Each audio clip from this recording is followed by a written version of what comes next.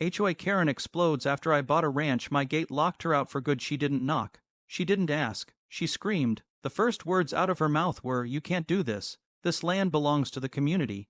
And that's when I knew. She had no idea what she was standing on.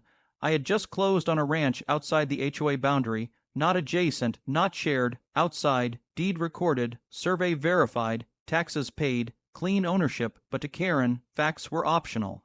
See, for years the HOA treated that dirt road like it was theirs. They let guests use it, they parked on it, they assumed control. An assumption is a dangerous thing when paperwork exists. Within 48 hours of moving equipment onto my land, Karen showed up with her clipboard army. She claimed easement rights, she claimed historical access, she claimed she'd call the county, so I smiled and said, "Go ahead." Because while she was yelling, my contractor was pouring concrete. The gate wasn't flashy. No spikes, no threats, just a solid steel ranch gate, legally placed entirely on my property line with a keep that she did not have access to. That's when the meltdown happened. Karen tried pushing it, then pulling it, then demanding I unlock it for the neighborhood. I reminded her that I didn't live in the HOA, I lived past it. The next morning, she tried to bypass the gate using a side path they'd been driving over for years. Unfortunately for her, that path was also mine.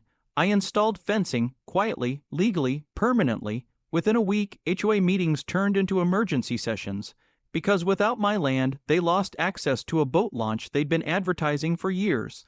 A launch they never owned, a launch I now charged access for. Karen sent letters, then threats, then lawyers. Her lawyer asked for proof of easement. I sent the survey, the deed, and the county's written confirmation that no access rights existed whatsoever.